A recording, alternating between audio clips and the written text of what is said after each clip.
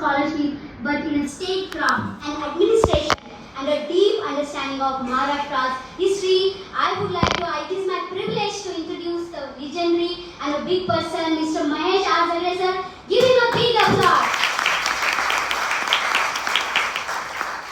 Mahesh Azare sir is a distinguished son of Maharashtra, a man who has served the state at the highest level of governance and has been a tireless advocate for social justice, constitutional values and good governance. His thoughts on Shivaji Maharaj and Mahatma Jyotiba Phule not just, he undoubtedly will privilege for all of us. I am his Facebook friend. Every day he posts such an inspiring quotes.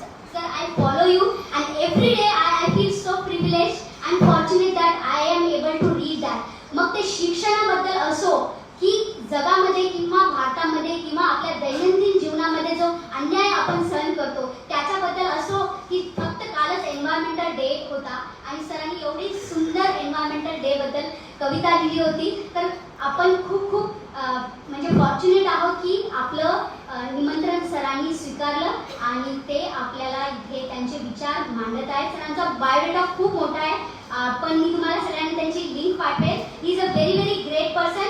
सगळ्यात मोठं म्हणजे very very enriching, insightful आणि inspiring address आपल्याला मिळणार आहे ऐकायला. तर जास्त वेळ आणि विलंब न करता मी महेश जगरे सरांना विनंती करते की एक जोरदार टाळ्यांनी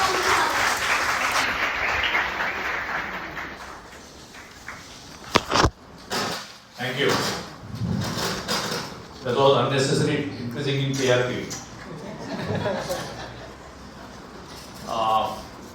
Professor, Honorable Vice Chancellor, Pandit Ji, Professor Anil Ranveer Ji, I can call you Professor because you are going to be the head of the country, and more than doctor, I think you like to call professors. So. Professor is an honor which is higher than any other honors. So Honorable Ranveer Ji, Honorable Jogi Ji, Honorable Josna Ji and Shalini Ji and all honorables, academic and my friends here. After hearing this inspirational ballad and intellectual discourse of Ranveer, I think I have nothing to say.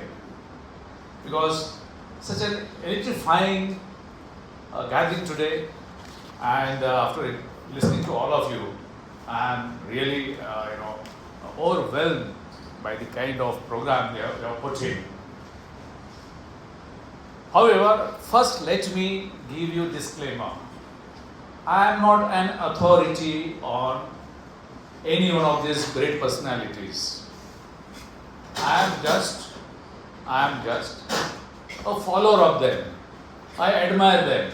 I consider them to be my guiding North Star, and that's it. So I do not know much about them as biography, because I don't want to know, because we have to live them, not to know, but we need to live them. And to live them, you do not need to know everything about them. We need to know some facets of their life histories, life stories that we must emulate, and we must practice them every moment of your charter of life. So therefore, don't consider me to be authority on either Shivaji Maharaj or Dr. Babasaheb Ambedkar or Mahatma Phule. I am just their follower, and to that extent. But having said that, I don't think that these personalities need any authority to speak on them. Anybody can speak on them.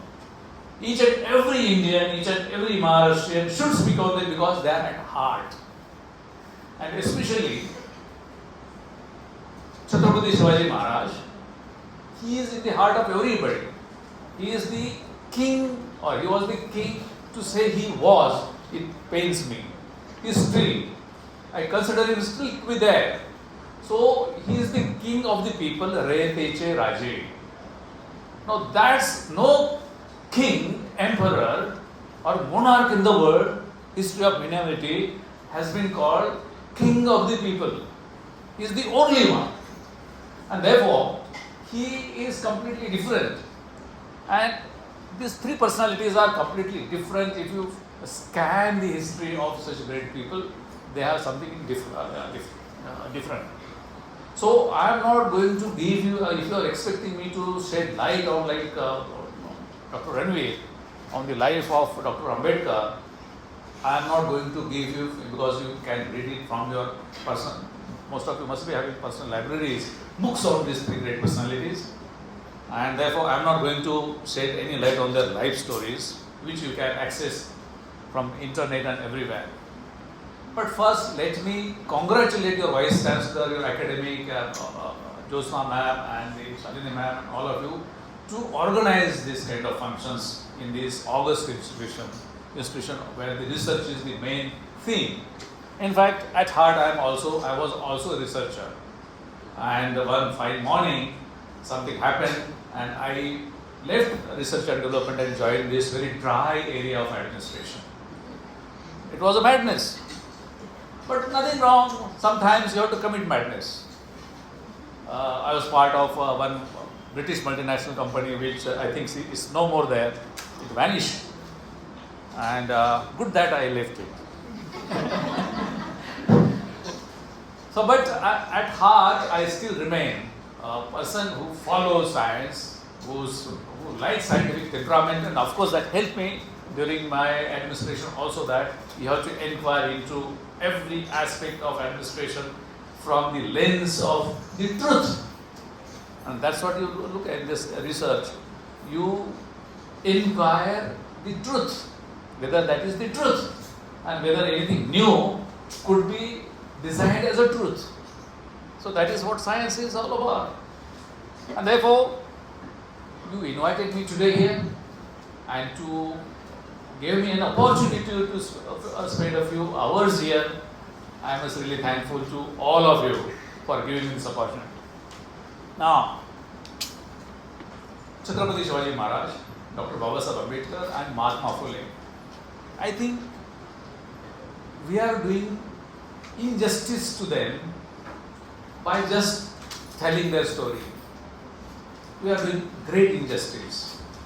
We must picture them at the backdrop of humanity, the entire.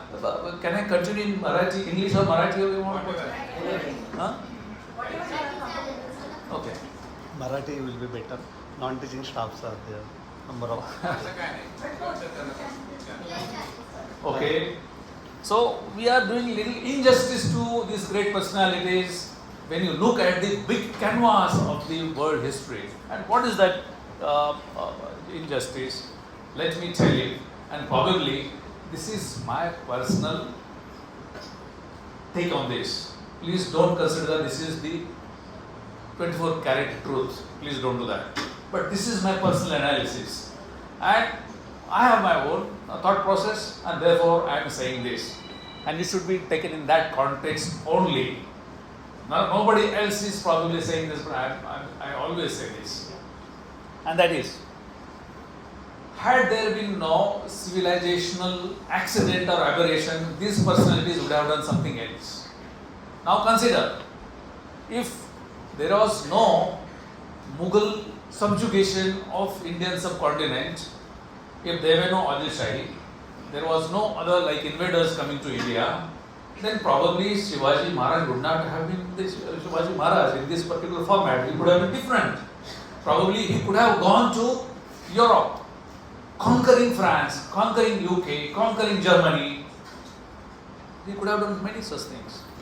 But because of civilizational aberration, he was forced to struggle to recapture the Indian ethos from the clutches of Aurangzebs and Mughals. So I think this is wrong. Probably we lost a great personality on the international scene because of civilizational accident or aberration. What is that civilizational aberration? We have, as all of you know, the great Indus Valley civilization, which was thriving 5,000 years ago and which was the best civilization in the world, most modern, on the based on the scientific temperament. Their bricks, which were used for walls, constructive walls measured same in centimeters or whatever the measures they were at, and their water supply schemes and everything, very flat society, no caste, no religion, no temples, no masjid, no churches, and then no king, no mukhia, and all the societies were same because the houses were the same. Had there been like king and emperors and all that, probably we would have pyramids and all those kind of things, but which are not there in Indus Valley civilization. So had the Indus Valley civilization continued, probably would have seen Dr. Babasaheb Ambedkar, Mahatma Phule and Chhatrapati Shivaji Maharaj in different perspective. Shivaji Maharaj could have been, we could have been, Indians could have conquered North American continent, South America, Australia, and probably most of the part of the Europe. But that was not the case. Had there been continuance of Indus Valley civilization, Dr. Babasaheb Ambedkar could have been the world personality shaping the future of humanity, and not just India, and would not have been struggling just to dismantle the caste barriers and caste system. He was far too great, but he was put down, he was forced down to operate within the framework that was posed upon post-Indus Valley civilization. Mahatma Phule, same thing. What he did was, he was required to react. He was reacting to the social conditions that time, reacting to the woes of problems of the farmers, problems of the women, education disparity, so many things. So they were the civilizational aberrations. And then the question comes, what happened? Because Indus Valley civilization vanished. Why did it vanish? Nobody knows. Probably some climatic change or anything. We don't want to get into that.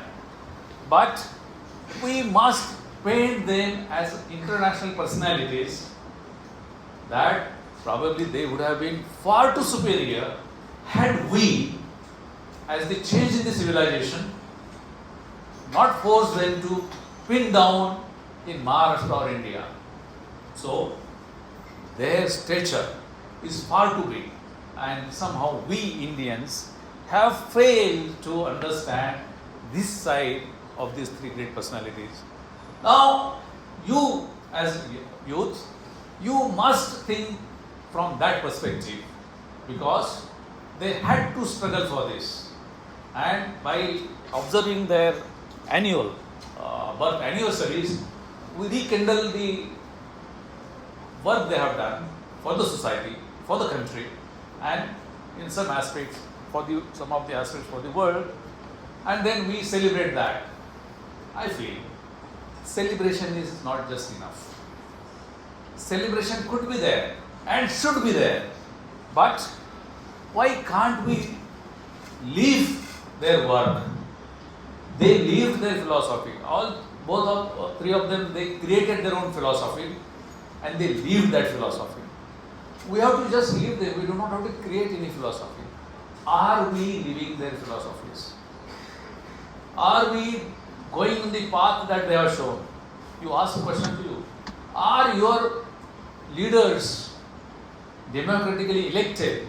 Are they behaving the way Shivaji Maharaj would have liked to behave? Just ask. Just observe. I was a part of the administration for 34 years, and if you ask me, are they behaving? Is the administration behaving the way Shivaji Maharaj would have liked? Are the politicians behaving the way Shivaji Maharaj would have liked? The short answer is no. Big no. Then there is no point in just celebrating the birth anniversaries. There is point to say that yes, we will implement what these great visionaries had given to our country. So, any one of you, at least one person thinks on this line, I think the country can start changing. Not just celebration. Celebration has to be there. But beyond celebration, we must implement that. Shivaji Maharaj. at the age of 15, what is the age 15? It's nothing. He was managing Jagir of Shahaji Raje, his father, from Pune. Just 15, very raw. But in one village called Ranje, near Pune, the Patil, very powerful man of village, Babaji Bhikaji Gujar, he molested a woman and he was behaving very nastily.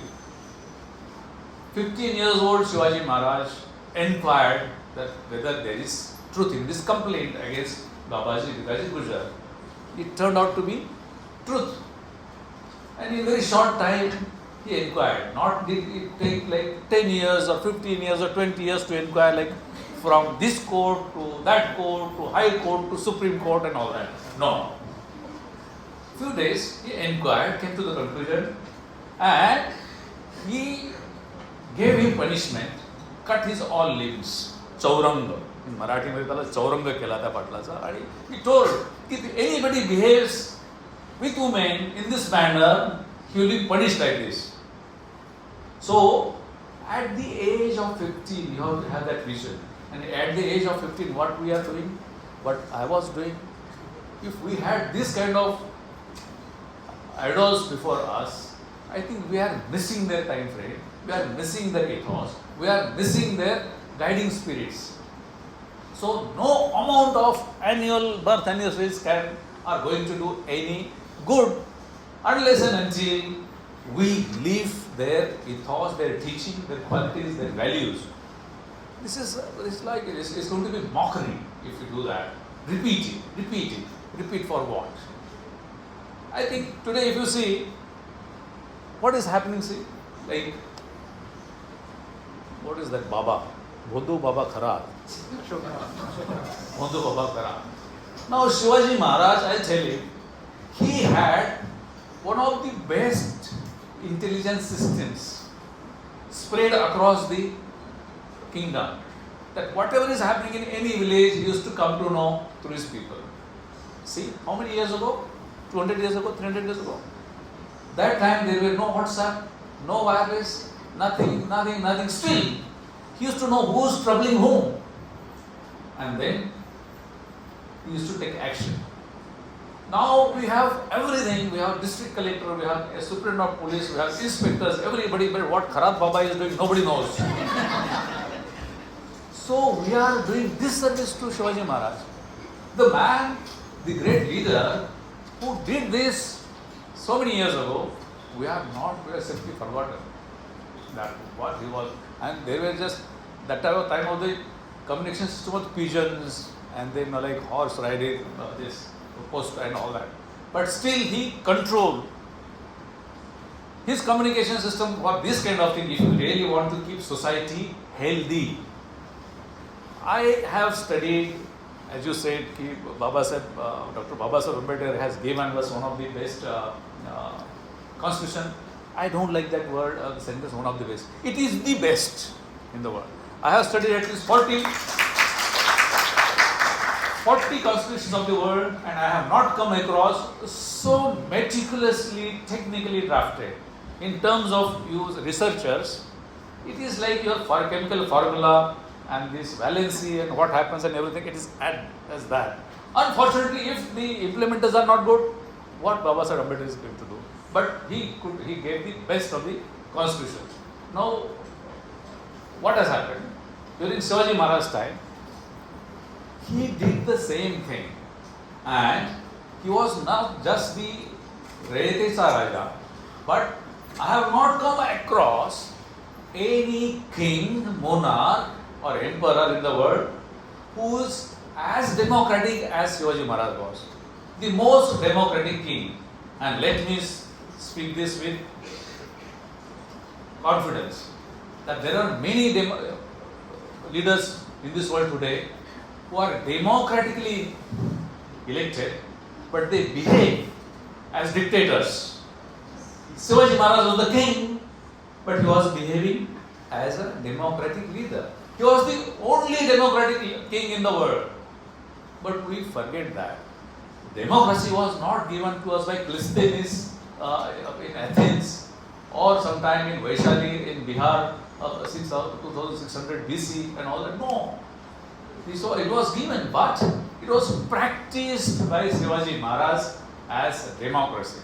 If you see the system of collection of land revenue, he ordered measurements of plot size, and on the basis of that he collected. There was no scope for corruption. If anybody indulged in corruption, then it's Aurang, like Babaji, Bhikaji, Guzar. So nobody dared. Today what happens? If somebody indulges in corruption, then he is caught red-handed by anti-corruption. The case goes on for years and the person is reinstated. We are not following Shivaji Maharaj. The king was democratically, was not democratically elected, but he was practicing democracy. Today we are practicing democracy, but then the culprits get scot-free. Somehow we speak about these great personalities, but we don't practice them. So on the day of their birth anniversaries, celebration, we should not be doing like a ritual. We became a ritualistic society from 1900 BCE. Since then we have become a ritualistic society, and please don't extend it with this unless and until this has to be done, but unless and until we leave there. Shivaji Maharaj, he has got certain qualities, and if I cannot capture all these three of Shivaji Maharaj in few minutes. It's a lifelong study, will also not capture their work, but a few things. Even in the corporate world also, these are essential. In science also, these are essential. 4 or 5 qualities. I will just narrate them and then. First quality is leading by example. You do it on your own. King should do it on your own. And then only people can do all these things. Your subjects can do and follow you. When Afzal Khan was to meet him, he could have sent some impostor. That was the time it was done. But he did not do it. He took the risk. He met himself. So you do it, don't delegate such things to people. You take the risk, and then with that, the people felt that our king is putting his life on line, then why not us? So this is leading by example. We do not find anywhere. Mughal, forget about the Mughals. They were too scared of Shivaji Maharaj. That's there. Secondly, meticulous planning. Planning did not come after the independence of India as 5-year plans and 1-year plan and now Niti Aayog and all that. Shivaji Maharaj's planning, if you study, is so meticulous. Amazing. I was working as State Secretary at a junior level in planning department. Planning has become ridiculous. But Shivaji Maharaj's planning was absolutely flawless. Now, when he left Agra, he was captured at Agra. To escape from Agra, the kind of planning you must understand. It is like 6 Sigma. I don't know whether you use 6 Sigma in research or not. I used to use 6 Sigma for management of Kumbh Mela. I did one management Kumbh Mela in Nashik. Normally 6 Sigma is used for manufacturing, but I used it to manage sabus. So it becomes very easy. So it was of that level, planning, flawless planning out of that level, and then nothing wrong happened. It went flawless, absolutely flawless. So now if Shivaji Maharaj could do it during this time frame, why not now? Why not? I think we take his name, left, right and center, all the political parties, all the senior bureaucrats, everybody, but what about practicing the roadmap that he has shown? We fail there. I think that is the injustice to personalities like this, and therefore, while we celebrate their birth anniversaries, we must also question the power that, gentlemen, what are you doing? Why are you not doing this? If that time when there used to be famine, it was automatically, this land revenue was stopped collection or the collection was reduced automatically. These are the letters, these are the directives there. Today, farmers have to take out more charge to, you know what, waive off the loans. But that was a different time frame. We must tell the politicians of all the hue and color, not just one, all of them, post 1947, all of them. Why can't you look at this man? What he has done? Take out every aspect and try to see that what happens. Now here what Gram Sekar or Talati is doing, collector doesn't know, Tahsildar doesn't know, and he is minting money. That's the. But Shivaji Maharaj, how many forts he had? When he was captured at Agra, there were only 17 forts in Swaraj, only 17. When he came back, of course, he was there for a long time. In the interim, Rajmata Jijau, one more fort. So he had 18 forts around say 1667 or so. I am not very good historian. But next 3 years, he just planned. Planning. We can do it with planning. And with this planning, in next 8-9 years, he captured how many? Shivaji Maharaj, after coming from Agra, within 8-9 years, he had 260 forts. Just 8-9 years. With meticulous planning. We never remember these things. From where? Salner in Nashik district, highest fort in the, like the Shivaji, to Jinji, 150 kilometers from Chennai. That is the vastness. Now to manage all such ports requires very huge bureaucracy. Very huge bureaucracy. Lot of money and without communication system. But he could do it. Did you see any revolt on any fort during this time? No. Here, what collector is doing and what SP is doing and what Tahsildar is doing, nobody knows. This is very sad state of affairs. So when I, think about these personalities, we are not doing. First, we did not do justice by when this relation vanished. They could have been different. And now, what they did 2 centuries ago or 1 century ago, we are not even doing even 1% of what they have shown to us. So my appeal to every one of, let's live how they lived, and let's question the authorities why you are not doing the way they had done. Why not? Mahatma Phule, everyone knows about him, so I need not speak about him, but he was a good businessman. And since we only read nowadays WhatsApp forwards, and sometimes good forwards also come. At that point of time, his net worth was more than Tata's. He was that. And he used to make money and invest in social work. Nowadays, what is happening? Do social work and create your own assets. That is the thing. The reverse is happening. So we are getting, and let me tell you, I was Municipal Commissioner Pune, and we were trying to construct one hydel power project, small power project in river Mula Mutha. And I approved this project, very small project, but before that I was Director General of MARF, Energy Development Agency. I was very passionate about creation of green energy. So I said, Mula Mutha water is going waste every day, so let's have power project. So we identified this thing. So after a few days, engineers come to me, sir, we cannot break the bund there. I said, why? They said, we blasted and all that. Then we took out history. That bund was constructed by Mahatma Phule with the 150 years old technology, but it was unbreakable. And today what happens? One dam breaches, breaks, and we say that, the crabs are responsible for that. Isn't it? Crabs are responsible. In few years. So this is what we are just galvanizing these authorities by, tokenism.